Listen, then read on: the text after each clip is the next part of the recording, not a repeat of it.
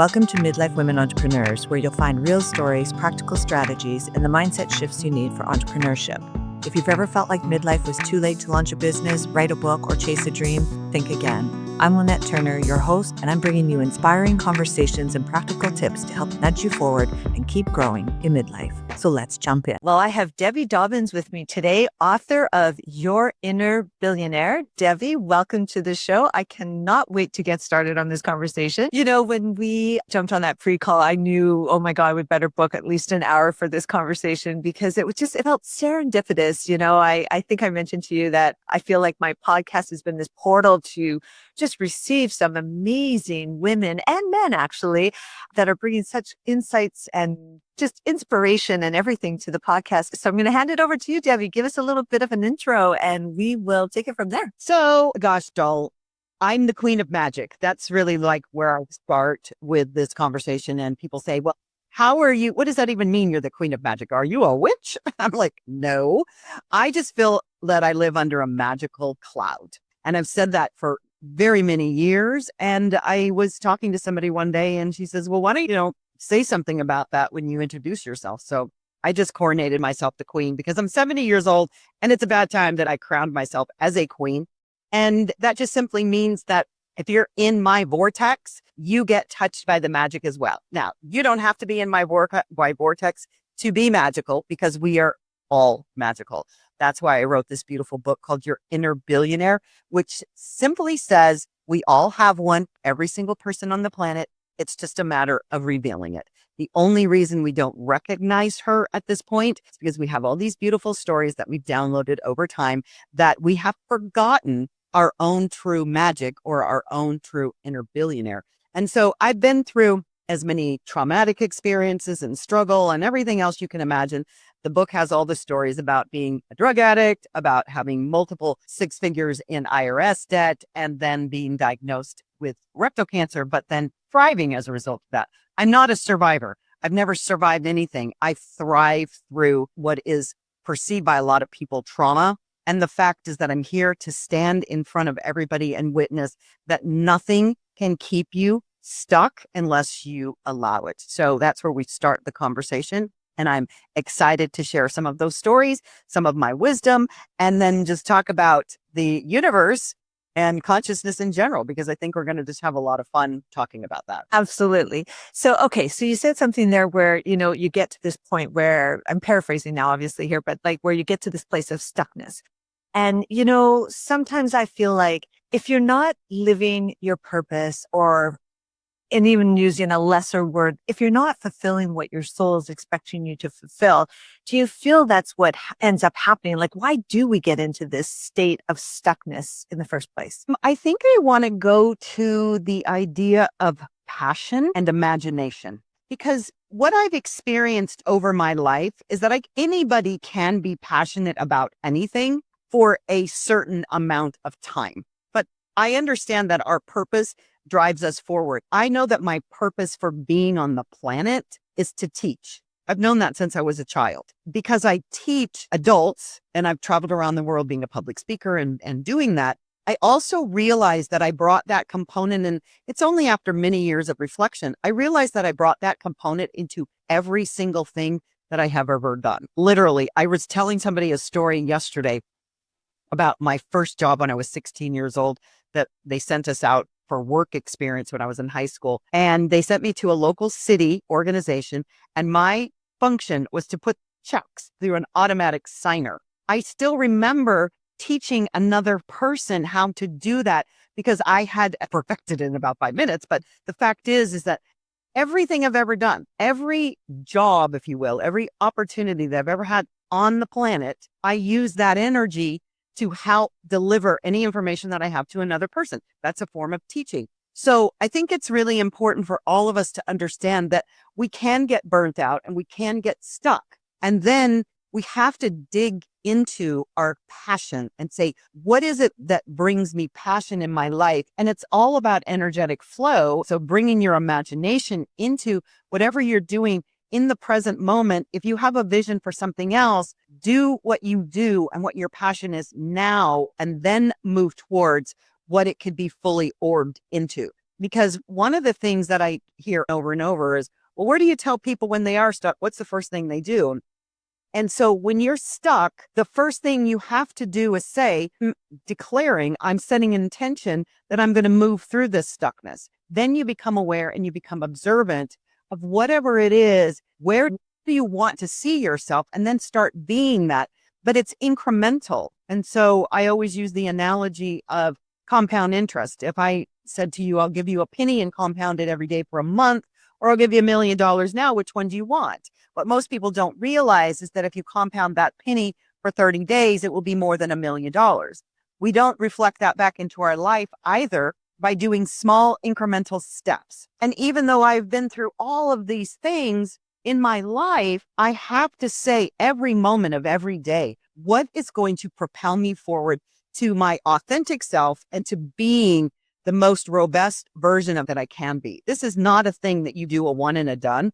And I think that's the biggest conversation that I have with people is that they expect that there's some kind of silver bullet here. Like you're going to get all this information and you're going to do one thing and poof, the magic is happening. The magic happens over time. And so that's my biggest conversation with most people is that like, what do I do when I'm stuck? And I'm like, okay, well, what's one thing that you can shift in your life? Because the problem is that I can't tell somebody what's the one thing that's going to make that big shift or that needle move to compound it. Everybody has to look internally. And yet I can be a guide. I can be a catalyst. And then my lot in life has been that I'm the trigger person. I am going to trigger you in order to either detonate that. So now you know that it's done, or we're going to diffuse it in a very congruent way. But what I see, especially with women, is they don't want to feel the trigger. So this is one of the things that I think is really important is that this is the messy middle when you make a decision to move forward, to get unstuck. And I want to talk about that. Okay, so first of all, the triggers. Are you referring to kind of the traumas that, we would say trauma is what's inside of me and you might be coaching me and it will trigger something? Is that a trauma that you're? It can be. I think another misconception when people use the word trauma, because there's so many forms of trauma and they're a spectrum. So you can have, post-traumatic stress disorder, which is trauma, and it could be way over here on this spectrum. Or I had an experience a number of years ago where I was driving a car in a rainstorm and the car started doing this. It started fishtailing and I went straight off the freeway. The car went down off the side of the freeway and it spun around. And then I happened to be going back the right direction. But here's the thing is that all of those experiences, that's why I talk about the body so much. An experience like that downloaded in my body. I didn't understand that back then, but I knew that every time I drove in the rain, even though I had a brand new car that didn't do that, my body went this like that. It seized up. So our body knows the experiences that we have to move through in order to release whatever that holding on is, that's a form of stuckness. And so it could have been, somebody could have said, well, that was traumatic, or somebody else might go, well, get over yourself. And the fact of the matter is all trauma is contained in the body. And if you begin to recognize where it is and then process it in the body, we can't outthink trauma. Trauma cannot be done through the mind. And I think that's part of the problem that PTSD has been such an elusive experience for a lot of people is because they're trying to approach it from the mind when it's located in the body. And that's why psychedelics actually work the best, because you bypass this AI thing up here that you've programmed and trained, and it gets into the subconscious, which the subconscious is very much connected with the body. But trauma can be as simple as you have an experience at work that your boss is yelling at you, and you have this download in your body that your experience has been that even in your family, you experienced that, but you've now perpetuated this experience over and over. It looks, it's different people playing the parts, but at the same time, you still haven't figured out why every time he does that, you feel triggered. Like, I don't even know how I shut down, or I'm, on a fight or flight or whatever version you've gone into with the trauma. So when we begin to see how our behavior reacts to certain experiences and become aware that we're doing that, then we can heal that. But until we do, there's not going to be any healing. We're just going to practice the same way that we behaved in the past. Debbie, you're talking sort of like I'm picking up like there's this spiritual side of it and then the somatic sort of side of it. The somatic being the stuff that's kind of in the body. You talk about that's your true intelligence, not the mind. Have you always been on the spiritual side of things? Yeah. Okay. I was going to a Christian camp when I was 16 years old. Right. And it was at an outdoor thing in the Mojave Desert in California. There were covered wagons. And that was my first sexual assault, which, I was raised in a time where we didn't, that sort of thing. If it happened today, this guy would be in jail. I just thought, this is what happens. You don't know. And so he did what he did. And then it was just, I think I just had a trigger in my mind that I was being told when, Jesus so loved the world that he sent his only begotten son. And then apparently he sent this guy too. I just started to question everything about not necessarily religion, but about spirituality. So I went on this path to seek out all of the teachings from spirituality that I could find. I ended up in Los Angeles, California as a single woman, and my upstairs neighbor was this beautiful Jewish woman, and she and I just became fast friends, and we would go on Saturday mornings to this metaphysical bookstore called the Bodhi Tree. And we'd go in there and I would find this it was like a magical vortex of these books that I couldn't even believe. And they had bulk tea, and we would sit around and drink tea and then go belly dance and read these books. I'm getting goosebumps thinking about it because it really just was that beginning of that journey to look for what the true message was in all of spiritual traditions. The Bodhi Tree was my only safe haven. And I just remember really incorporating this golden thread through all of these spiritual teachings. And that was that we are all one.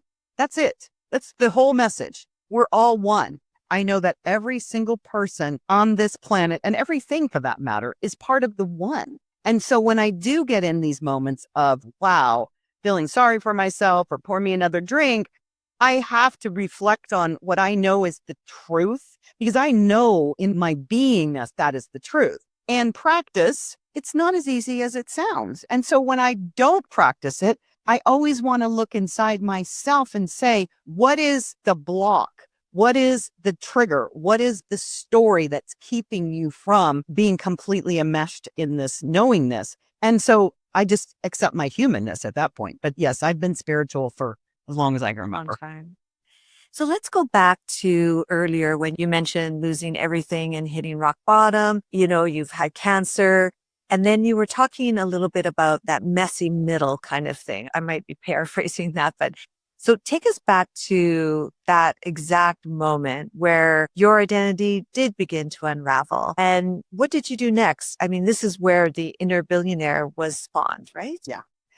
I've been teaching abundance for over 30 years. And the reason I started teaching that was because I was in a financial freedom course those many years ago. And at that point, I had a $500,000 IRS lien, not just a debt, a lien.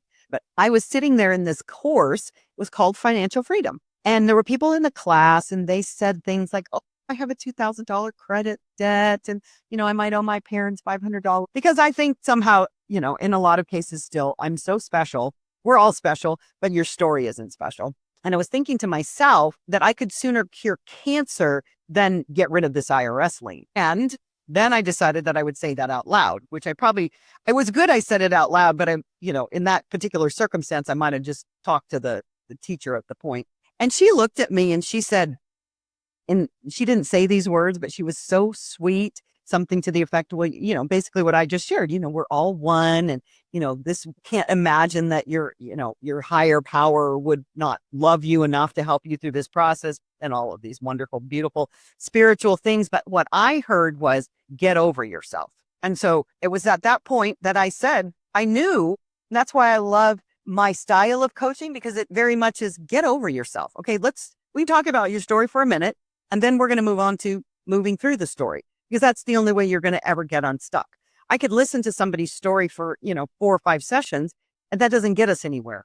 And so I went on to actually file an offering compromise with the IRS, settle for pennies on the dollar. It was just a magical experience. And everybody I met at the IRS was so fantastic. People say, oh, I hate the IRS. I love the IRS.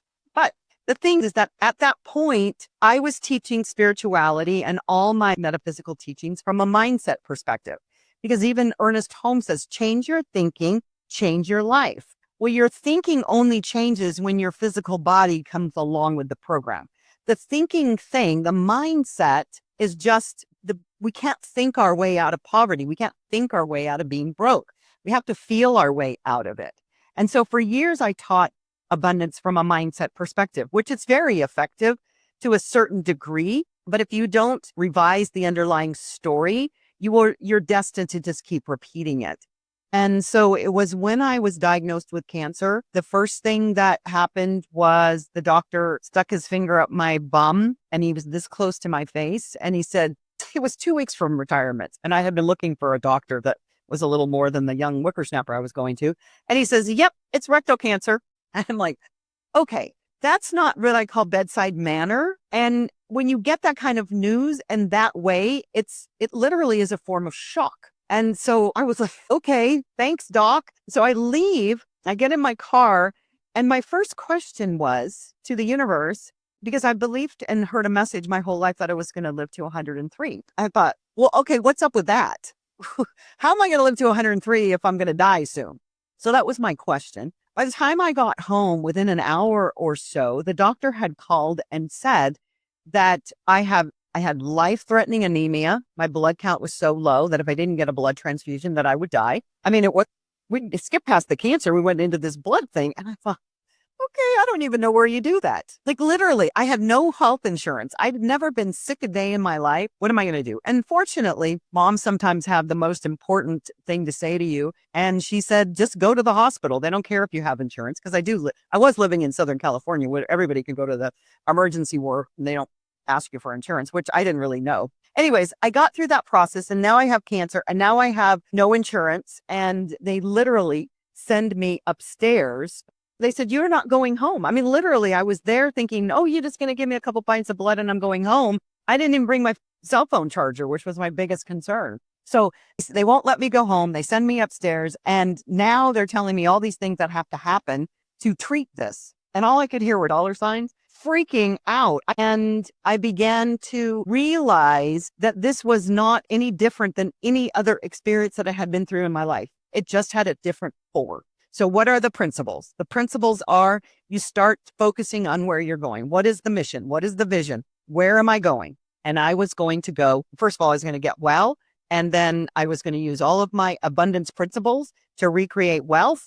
And I was going to move to Texas. Those were basically my 3 visions that I was going for, which allowed me to build a real estate business and a mortgage business in North Texas, a very small community, in a way as if I had been living in Southern California because the market was on fire. And so here it is. So let's talk now about the inner billionaire. I think that it's probably timely to just talk about like, what is the book about? What am I getting from it when I read it? The book is a portal. It truly is. It is an opportunity for somebody to walk through the book and to do the processes. And the first chapter is about revealing your own money story.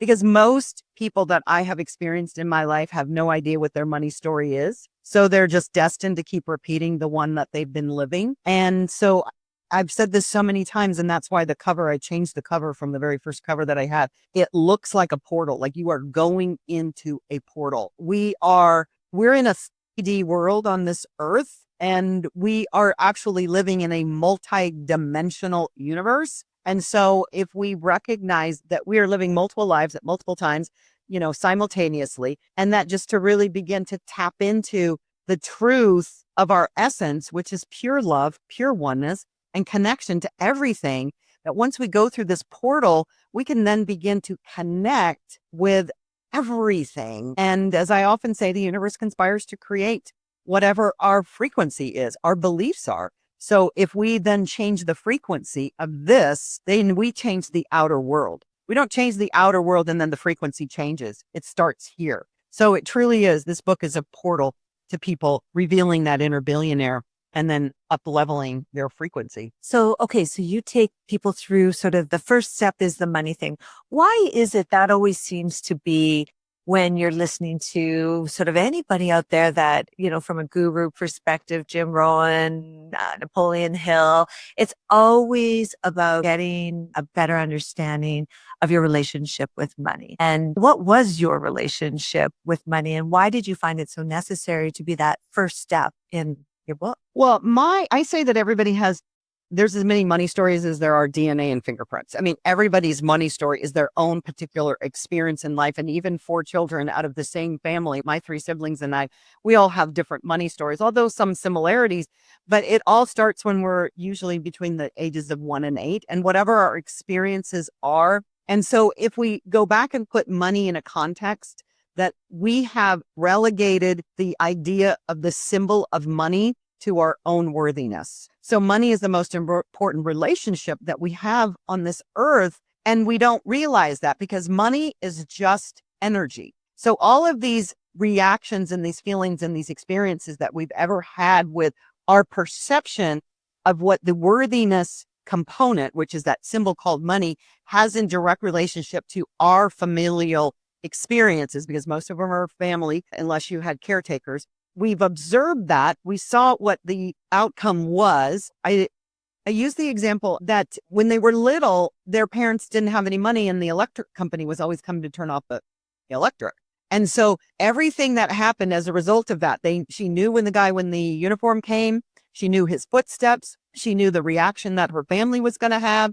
And that's trauma. That's another form of trauma. Yeah. She downloads that story, right? And she just keeps living the story that there's not enough, that this is what's going to happen, that you live in scarcity. And until we untether ourselves from those stories, because money is just as simply an energy. And so there is an overabundance of energy everywhere, including this thing called money. But until we actually acknowledge that, and we keep holding on to the symbol and not recognizing that it's quantum energy, then we've attached our value and worth to it. And so when we say to ourselves, which we do this unconsciously as women, that we're not worthy, or we know we have low self-esteem because we are reflecting that in our lives, all of those things repel that energy of good, because it really isn't about the word money. Money is just a symbol. It's paper or these digits on a page. The true essence of good, which the inner billionaire is about, is abundance frequency on every level of your life. So it's your health, it's your wealth, it's your relationships, it's your job, if you have a job or a career. It's all of these things that we categorize as good in our lives, but we've now stigmatized it so much by calling it money. So even though I use the word money, it's very clear in the book that this is not about just money. It's not about having money in your bank account, although that is a reflection of our worthiness to ourselves. So we have to get to that place. Okay, so thank you for that. I think that was a good response because that is energy. So that takes me to, okay, well, energy. It first starts here, as you were saying. You cannot bring in good energy until the energy is already within. So how do you well, first of all, how do you even assess what your energy state is? How do you then say, okay, from there, I want to take it to, and then where do you benchmark yourself to? And so it's kind of like, how do you baseline your energy? Where do you benchmark your energy to? And then how do you get yourself there? So the very first thing that I want to talk about why it's in the body and what that frequency is about, we create what those chemical signatures are, because every emotion has a chemical frequency. This body that we walk around in is a little pharmacy. I mean, I just don't think that most people really comprehend. First of all, there's so many hormones and chemicals and everything going on in the mind and the body and everything else, but they all have a signature. So I can be in front of a room and I can ask people to close their eyes and say, okay, I want you to get in your mind, right? Because you start with your mind, and then it'll download into your body. What is the feeling if you walked into, because I'm usually talking to women, if you walked into your home and your husband was in the bedroom with another woman?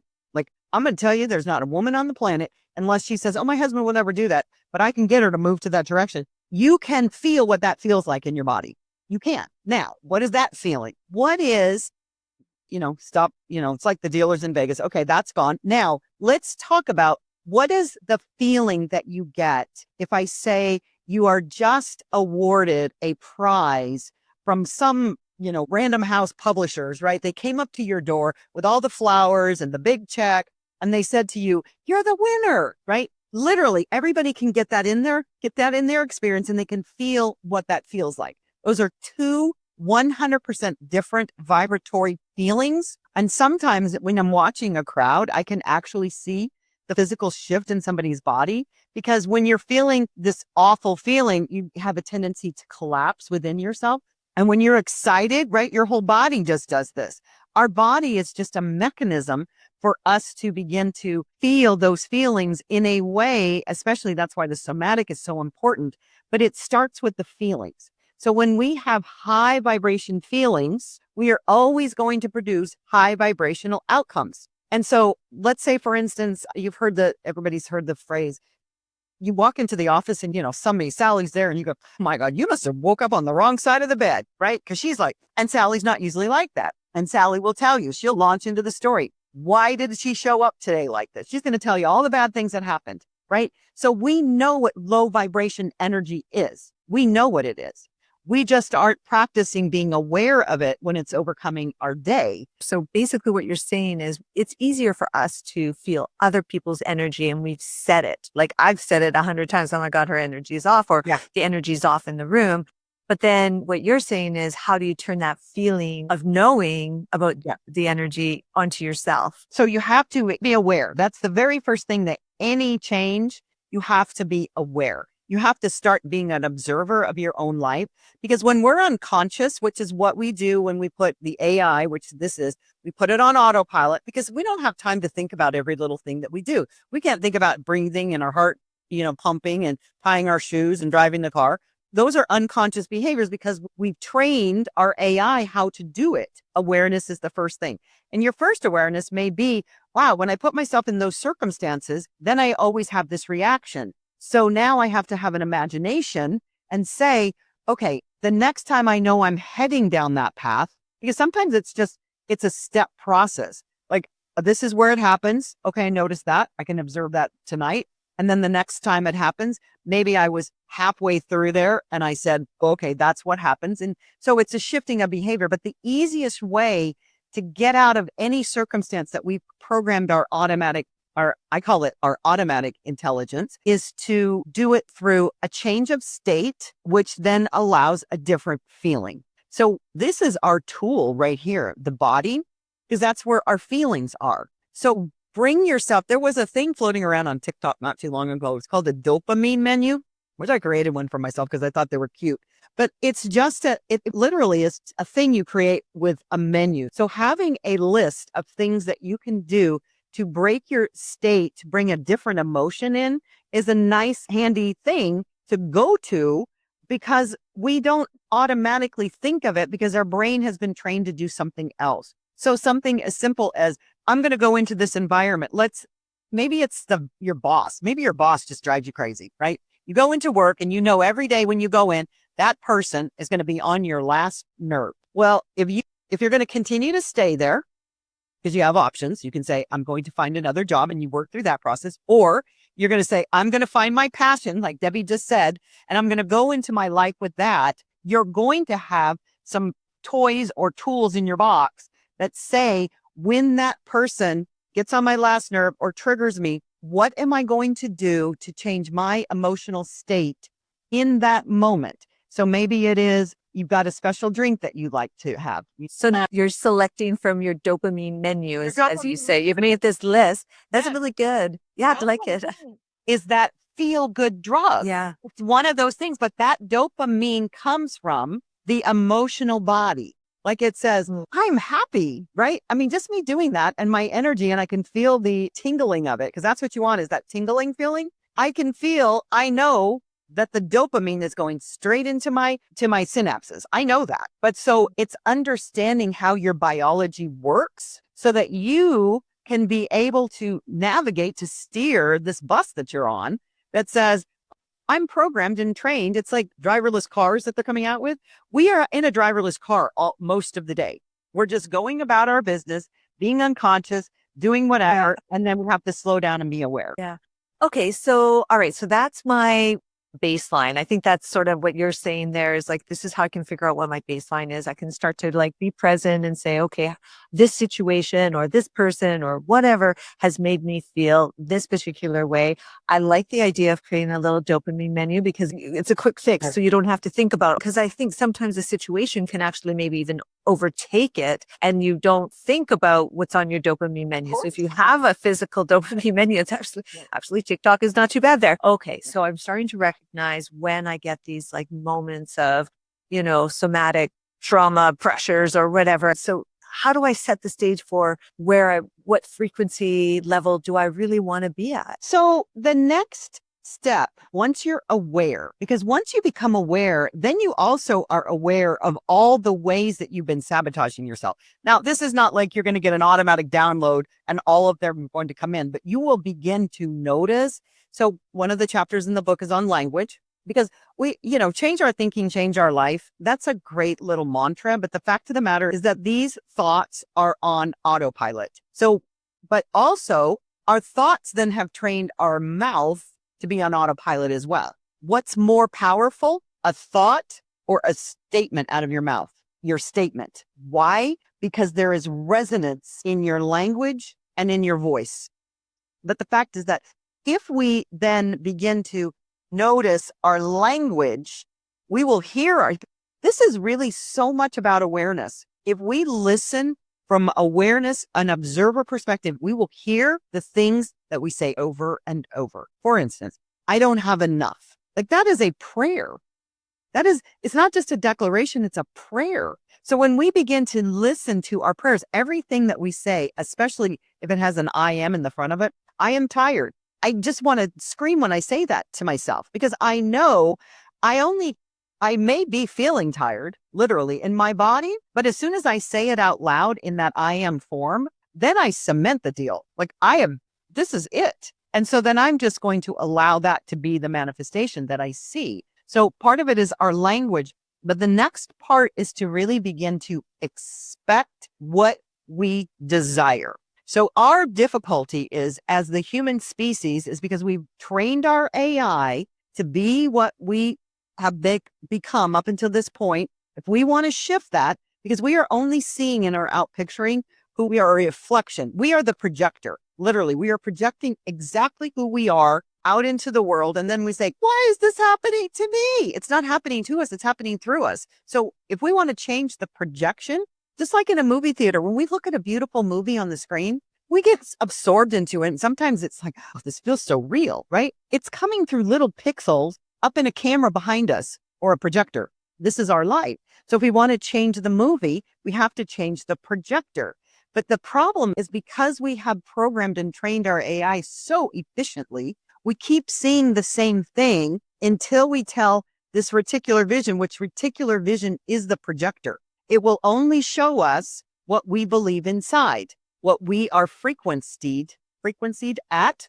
So we want to change that. We have to change the frequency, but then we have to expect that that's what we're going to see. We go looking for it because right now our reticular activation just sees what we programmed it to see up until this point. So now when we go back and say, oh, I want to see a different movie, I have to expect that I'm going to see a different movie. What I have to do, this is my job, is I set the intention.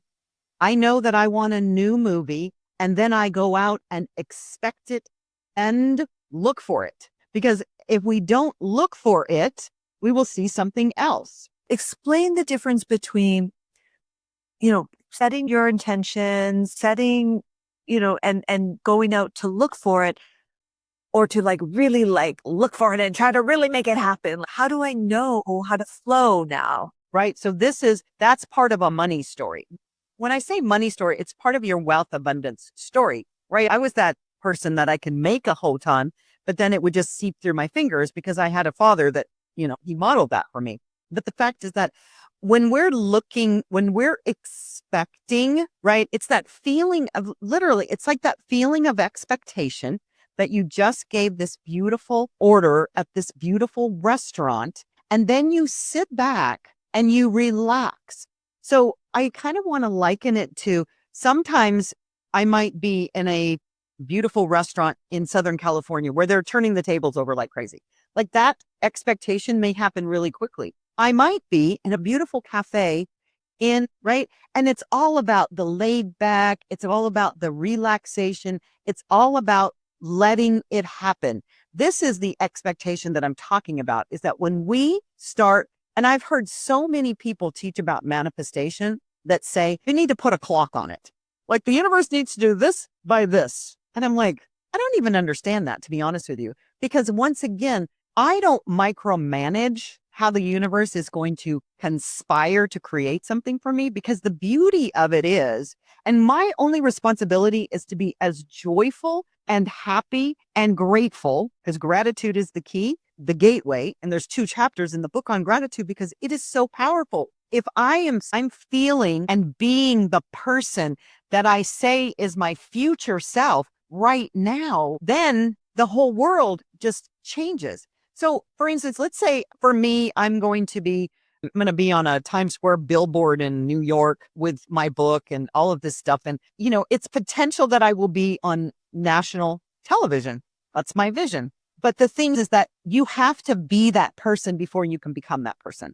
So sometimes when I'm walking, like I'll have these thoughts. I'm walking through a store and I say to myself, I'm just walking as my normal everyday today, Debbie. And I'll think, how would Debbie of the future walk, stand, speak to people, look at people in the eye? Then I go into that beingness. Or even walking in the park. Like I'll walk by somebody and I think, are you walking like future Debbie does? Because we don't pay attention to the fact that we are not able to be that person yet. Otherwise, we would be. This is very important. We are not capable of being that person that we say we want or the desires that we have, because we're not there. If we were that person already, it would be happening. It doesn't mean you can't start being that person today. And if you really embrace it, things are going to shift really fast. This is the other challenge, is that so many people, we've spent our lives practicing who we are today. And there's a great book, and I'm going to forget the title of it, but there's lots of research on it. Takes 10,000 hours to perfect something, right? So if it takes 10,000 hours and we've been practicing this life that we've created for, 40 years, does it seem realistic that if I'm going to shift and be something else, that it is going to happen in 2 weeks? No, it probably, in some cases it does. But the fact is, it's not about the outcome and the result. It's about how you feel and who you're being right now. Because most people feel like I have to wait for an experience to be happy. You can be happy, you can be grateful, you can be peaceful, you can be joyful, you can be all of these amazing high vibration emotions right now. And that then unleashes literally the electromagnetic energy that puts in front of you this 3D life that we say we want. And the beautiful part of it is, when people talk about manifesting, they get into specific times, but they also get into specific visions, right? And so one of the things about that is, if we limit the universe basically by saying that I need to do in this amount of time and I need it to look like this, we are then again micromanaging the universe and saying that I don't want anything better or bigger than this, which is very limiting. It's a very limiting thought. People don't realize that, but it's just, this is the way I want to feel, because that's where it starts. So if I were to say to somebody that says to me, well, all I want to do is travel. Okay, what would traveling, if you traveled half of the year, what would that feel like? Who would you be? How would you wake up in the morning? Because these are the areas that we need to become and be the person that has that experience. And then another thing I share, I might have done it on my course, is mini experiences, mini, M-I-N-I. So if you decided you wanted to travel to France, right? You have these mini experiences. You take your spouse or your friend or whoever you want to go with, and you go on these beautiful picnics and put French food in it. And imagine that you're sitting in a beautiful field in France. The thing is, every experience that you say you want to have, you can begin to have now. Maybe you want the beautiful car. I loved a chocolate brown Lexus at one time. Go to the showroom and drive one.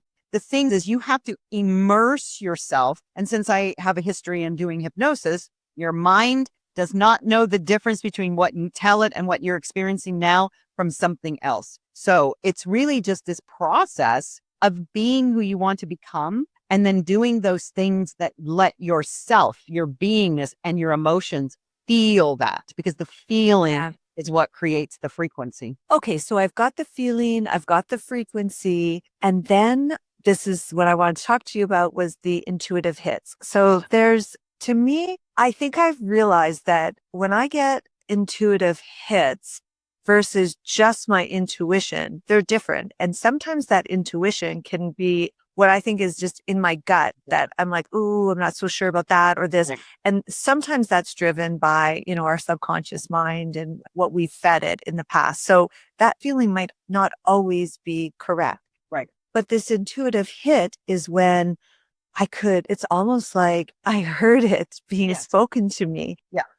And it got heavy in my body when I heard this intuitive hit just the other day. Now, what do I do? Do I take aligned action towards that? Okay. So it's not going into the kitchen and, making sure that the cook can cook what I'm trying to cook, the chef can cook.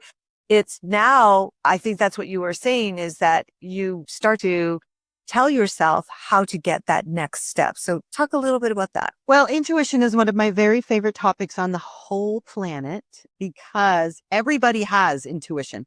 And I remember several years ago, I was at the spiritual center and it was the guy that wrote, oh my gosh, that show where the lady helped people cross over with Jennifer Love, who I can't remember his name. Yeah, medium? The medium. Or Tyler.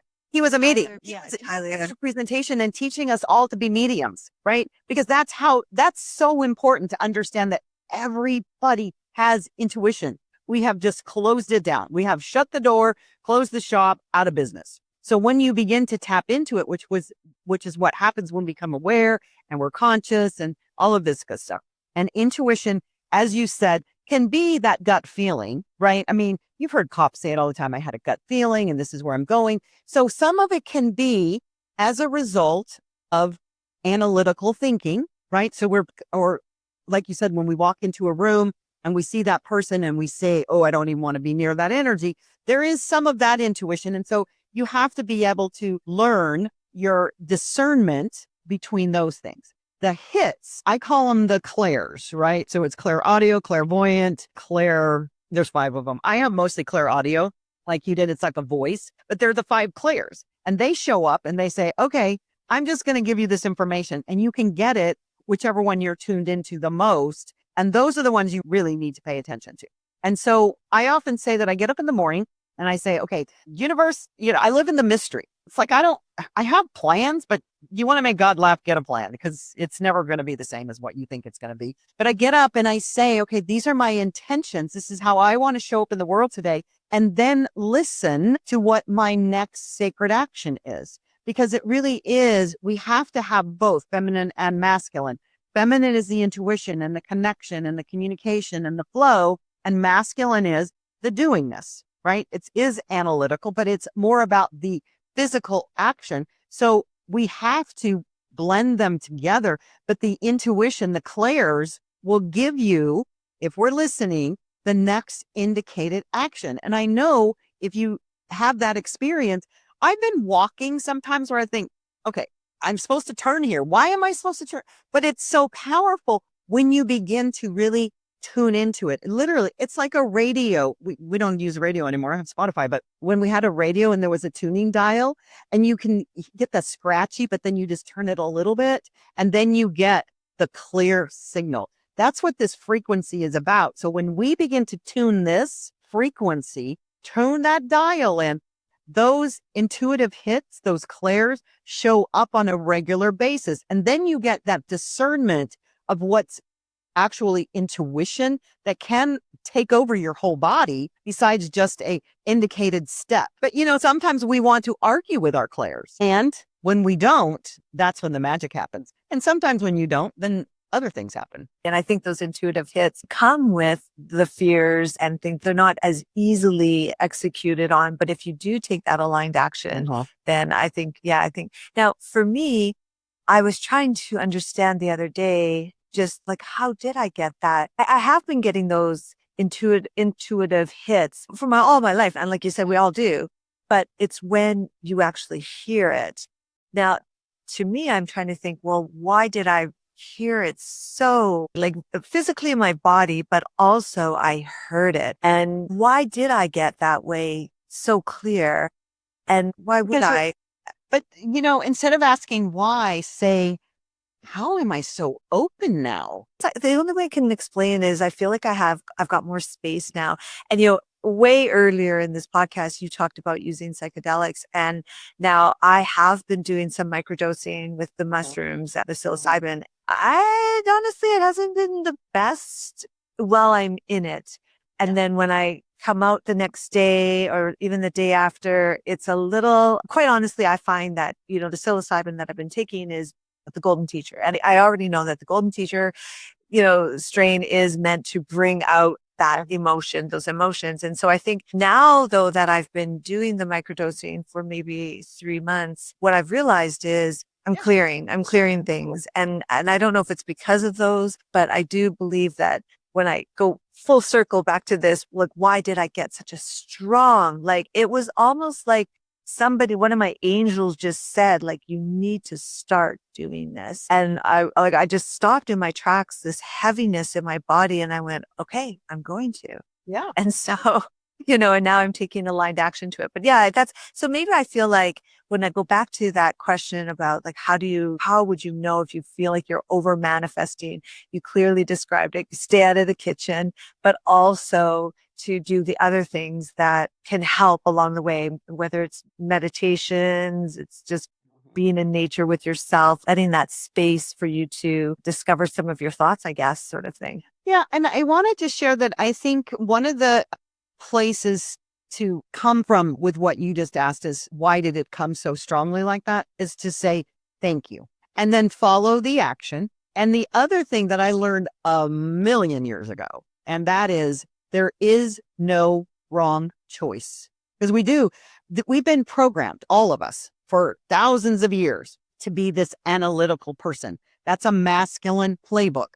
Doesn't mean it's wrong, doesn't mean it's bad. It's just that it's the overriding messaging that every single person has gotten on this planet, unless they're indigenous and they can really relate to the, our grandmothers and our grandfathers and our ancestors in the bigger picture.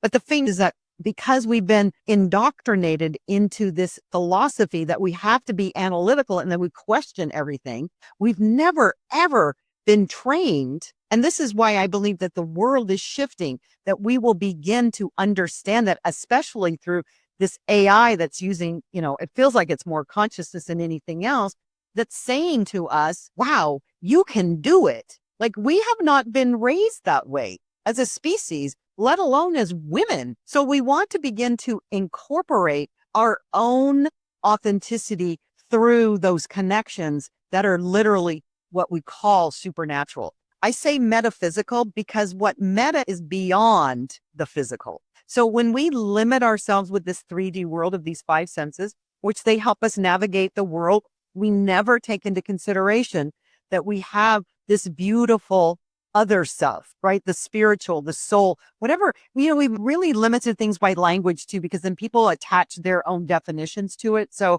I have to use the vocabulary that I can use. But the fact is, it's so much bigger than us. And when we begin to realize that even when you get a hit like that and you follow it and you go, oh, that took me down a crummy path, it's always the right path.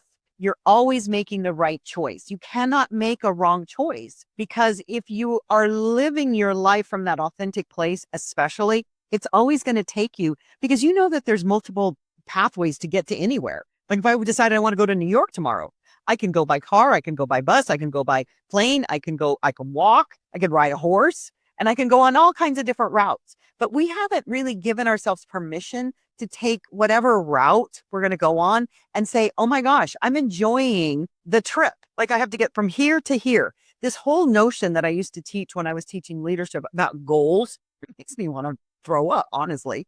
SMART goals on top of it is what we called it. And I went, no, because all that says is I got to get from here to here, and I got to do these steps. And there is no enjoyment on that road. There is none.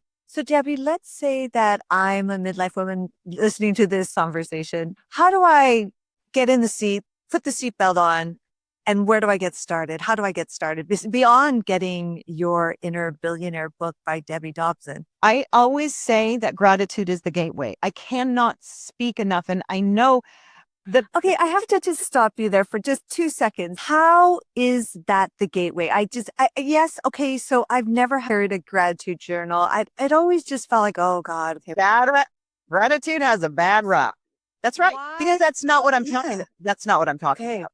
I call it gratitude on the go. Literally. It isn't about, because I used to do that. I had a little program way back in the day that it was write 10 things in the morning, and I would do it. I would do it diligently for myself. And then I created a program. But the fact is, that's not the gratitude I'm talking about. I'm talking about the gratitude that comes up from your toenails and goes all the way up to your crown chakra and shoots up, and you feel this beautiful electric energy inside of you, which, if we think about it as we're going, I mean, this is gratitude on the go. One of the reasons is because I've been throughout the world and I have seen how grateful people can be that live in third world countries, that live in grass huts, dirt floors. Their kids kick rocks like they're balls, and they are happy as anything. I'm just in awe and amazed at how magical that is. Well, the only thing that trumps gratitude is forgiveness. And they've done all these studies with the brain that it will put in more chemical dopamines and allow you to meditate at very deep levels. Forgiveness. That's a really big one. So I don't even get into that in my books, because most people are still holding on to resentments and grudges and all kinds of things that really interfere with gratitude. So you just start practicing gratitude on the go every day, and then you will begin to move towards a direction where you can practice forgiveness, because forgiveness is the highest vibration. Forgiveness is never, ever about the other person.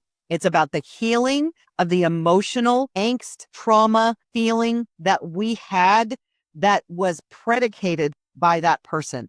This person is only there as an experience. So multiple people could have a similar experience. And I know this because, my mom is my trigger for my whole life. I'm like, okay, here we go again. Like, it's forgiveness every day we do this. But the fact is that I know that all of those feelings, and I could say, well, she made me feel that way when I was 8 years old. Well, okay, you're 70, so get over that. But the fact is that it still is a trigger. It's still one of those buttons. I installed the button. She didn't install the button. I did. So I'm going to use an example of a guy that got hit by a truck one time, and he was, he almost died. That's how he tells his story. I got hit by a truck and I almost died. And so he went through his whole life and he was angry. He was so angry with the person that hit him. And I don't remember the whole circumstances of the story, because the story that I'm telling is when he went to a therapist or a coach, I can't remember. And he was telling the story. He kept saying it over and over. Like, he hit me and I almost died. He hit me and I almost died. And he looked at him and he said, he hit you. You got hit by a truck. And the guy feels it. And I almost died. He goes, no, you're sitting here. And he says, here's the thing, is you got hit by a truck. Thing else is the story that you created around it. And it was an experience until we reframe the story. But the story is ours. The story and the pain and the resentment are all here. They're not, that other person is irrelevant in every circumstance when it comes to forgiveness. We have to take ownership of how this experience affected us, the feelings that we had, and what purpose. Because sometimes it's just a matter of, well, how is this serving me? How is this even serving me if I continue? Byron Katie wrote a book called Loving What Is. She's got 4 questions. Is it true? Whatever you're telling the story about, can you prove that it's true? What would your life be like if you didn't hold on to that story anymore? And then what would you do if you could release it?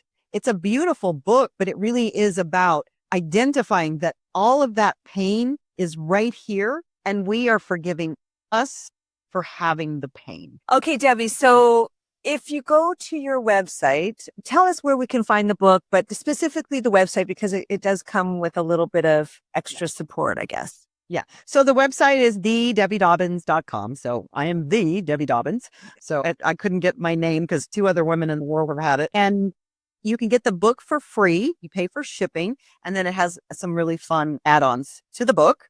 And if you go to Amazon, you can get it for $19.99. So it's much more lucrative to get it off the website. But also they can schedule a Zoom call with me to see if they want to work with me, which I usually work with VIP clients. So we might just have a conversation and I put you into a beautiful, lovely program. And there's all kinds of free stuff on there. So you can get meditations and you can get mantras, and it's a one-stop shopping place. So you can go and explore and see if that's where you want to go. But also the very first thing I tell everybody, this is about getting that foundation with the book.